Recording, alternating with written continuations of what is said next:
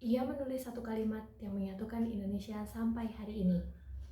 Indonesia punya semboyan persatuan, tapi tahukah kamu, kalimat itu ditulis oleh seorang pria 600 tahun sebelum Indonesia merdeka. Dan yang mengejutkan, ia menuliskannya bukan dengan pedang, melainkan dengan hati dan kata-kata. Abad ke-14, Nusantara belum bernama Indonesia. Belum ada bendera merah putih, belum ada lagu kebangsaan, dan yang ada hanyalah kerajaan-kerajaan besar. Salah satunya adalah Majapahit, sebuah kerajaan kuat, wilayahnya luas. Namun di balik kejayaan itu tersimpan satu masalah besar, perbedaan. Berbeda suku, berbeda keyakinan, dan berbeda cara hidup. Dan perbedaan itu seringkali menjadi alasan perpecahan. Ini cerita tentang seorang pria sederhana. Di tengah kemegahan Majapahit, hidup seorang pujangga yang bernama Empu Tantular. Bukan raja, bukan panglima perang. Namanya jarang disebut dalam kisah heroik berdarah-darah. Ia adalah seorang penulis, seorang pemikir, seseorang yang percaya bahwa kata-kata bisa menyelamatkan manusia.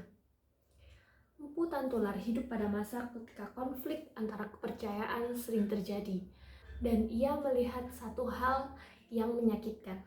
Manusia mulai membenci, bukan karena kejahatan, tapi karena perbedaan. Ya bener. Iya nggak sih? Gak tahu. Masa yang tidak ramah.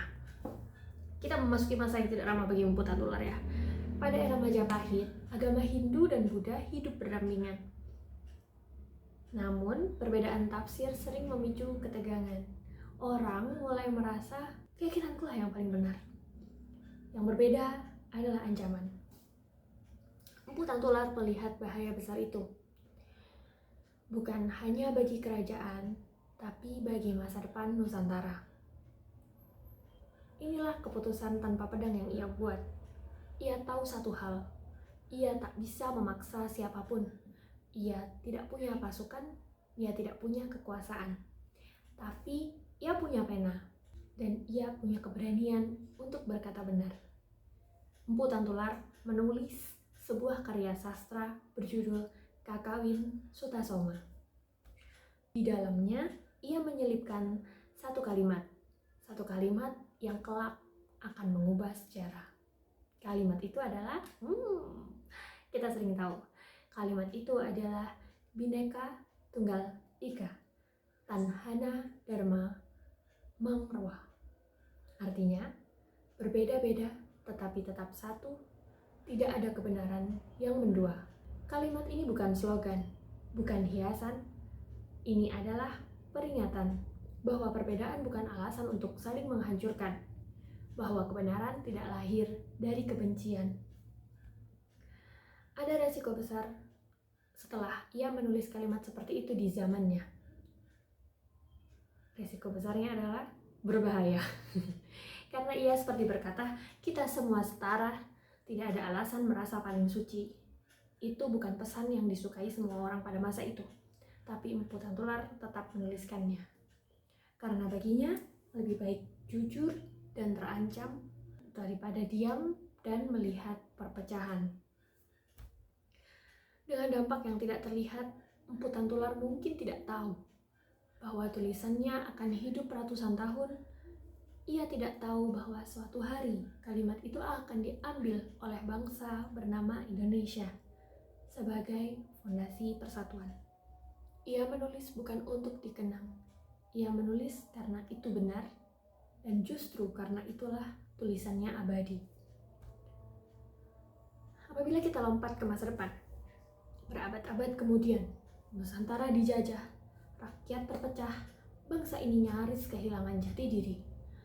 Para pendiri bangsa mencari satu nilai yang bisa menyatukan semuanya, dan mereka menemukan kalimat itu dari seorang pujangga Majapahit.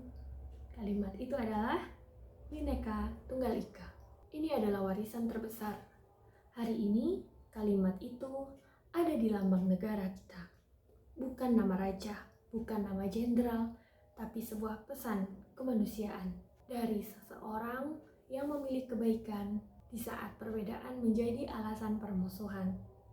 Empu Tantular mengajarkan kita hal penting. 1. Kamu tidak harus berkuasa untuk memberi dampak. 2. Kamu tidak harus keras untuk menjadi kuat. Dan yang ketiga, kadang satu kalimat jujur bisa lebih tajam dari 1000 pedang. Ia tidak menyatukan Nusantara dengan perang, ia menyatukannya dengan pengertian. Mungkin hari ini kita hidup di zaman yang berbeda, tapi tantangannya masih sama. Perbedaan, ego, rasa ingin menang sendiri, dan mungkin yang kita butuhkan bukan suara yang paling keras, tapi hati yang paling bijak. Seperti Empu Tantular, seorang Indonesia bahkan sebelum Indonesia ada.